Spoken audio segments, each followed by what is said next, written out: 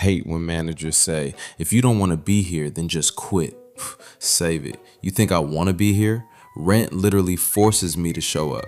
And the wildest part is, they act like they're doing me a favor, like they're doing me some damn charity.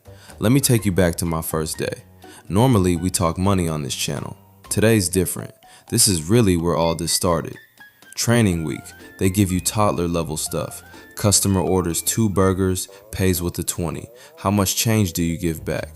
Cool, simple, I got this. I'm walking around day 1 thinking I'm basically management material. Then the certification quiz hits, and suddenly it's not 2 burgers and a 20 anymore. It's if the store runs a 15% loyalty discount on orders over $22.50 during a promotional window that started 47 minutes ago, what's the final total after tax? Bro, where the fuck was this in the binder? I spent 2 days planning my cheat notes like I was running a heist. Sticky notes, a whole system, when I could have just read the damn binder for 20 minutes. Then my shift lead hovers behind me the entire quiz, and the master plan never even happens. Mission fucking aborted. I was convinced my probation period was absolutely cooked before it even started. That's when I really started studying the people instead of the manual, because honestly, that taught me more about the job than any quiz did. Take the manager for example. You learn fast that there are 2 versions of him. There's task mode him, and there's the version where he starts rambling about his own life mid-shift, and the entire crew goes silent out of respect. He'll be explaining inventory counts and randomly go, "This reminds me of when I went fishing in Baja." Boom, shift's derailed. Now he's on his truck, his fantasy football team, how he almost joined the army, and somebody's always got a follow-up question ready to burn more time. Wait, did you actually catch anything? Absolute fucking hero. We are not learning about pallet counts today. We are learning about Baja. But task mode him is a different animal, and you find that out real damn quick the second he grabs the walkie and says, "Can someone cover the drive-thru?" The break room turns into a damn hostage situation. Dead. Silence.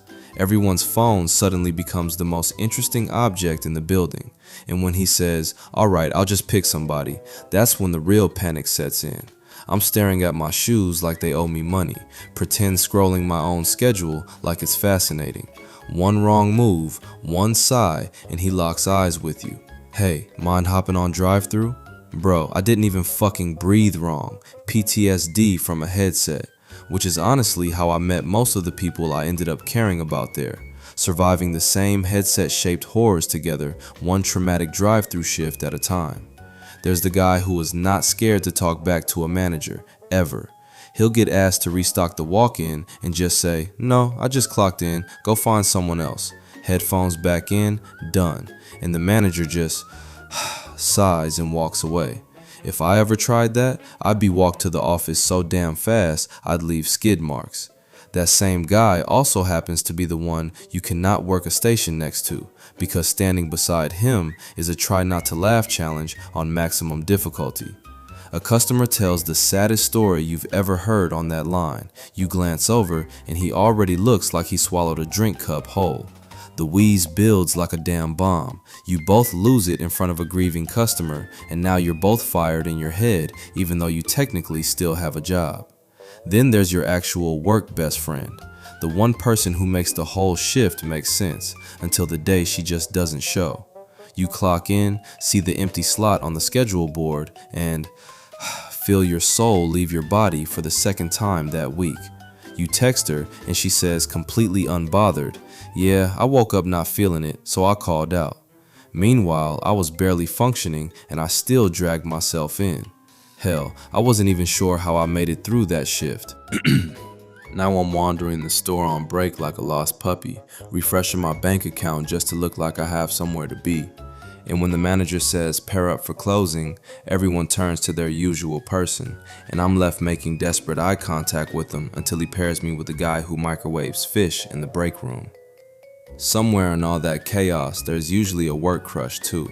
The glances across the kitchen, everyone teasing you about the new hire for no reason, that tiny smile when they look back at you from the register.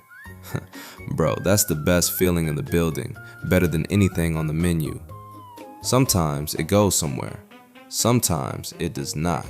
My coworker once proposed to another coworker in the middle of the dining room with the gas station rose on his break in front of every customer. She grabbed her tray and walked back into the kitchen without a word. Nobody has recovered. But you know what never happened when the manager was actually watching? Any of that chaos hitting its final form. The real circus only comes out the second his office door clicks shut. Someone's doing donuts on the mop bucket wheels, someone's flicking pickles down the prep line, there's a guy doing bird calls for no reason, and somehow a guy is sprinting across the kitchen holding a tower of drink cups like he's carrying the Olympic torch. And there's always one self-appointed enforcer going, "Guys, chill out, I'm telling them," like he's saving the restaurant instead of snitching on a pickle fight. Then the door opens, and in half a second the entire crew is angels. Silent, restocking, pretending nothing happened, while a pickle stays stuck to the ceiling and someone's visibly out of breath. Everything good? Yep, all good, just prepping. If managers ever saw what actually happens the second they leave, half the crew would be written up before closing. And somehow, all of that, the panic, the quiz, the chaos, the fake fights, turns into the thing you weren't expecting. A place that actually feels like yours, which makes the last shift hit so much harder than it should for a minimum wage job. You're walking around pretending it's just another Saturday, taking pictures by the fryer, laughing one last time, and then it hits you in the chest. This is the last time you clock in with these people without it being planned. The last time you hear that drive-through bell and it means something. Some of these people you're never seeing again, not like this. Not every Friday closing shift. But here's the thing I didn't get on day one, staring at my shoes waiting to get picked for drive-through. I showed up that whole time telling myself it was just about the paycheck. Crazy how the same headset that gave me PTSD somehow became part of my favorite memories. Turns out, the paycheck wasn't the only reason I kept coming back.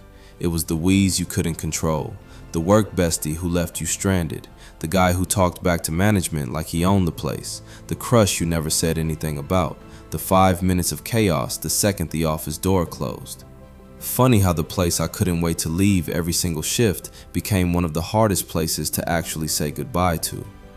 So yeah, the job wasn't perfect. The quiz was rigged, the drive-through was a war zone, and I never did get good at eye contact with a manager holding a walkie. But it's where I found the people that made it unforgettable. And honestly, I wouldn't trade any of it.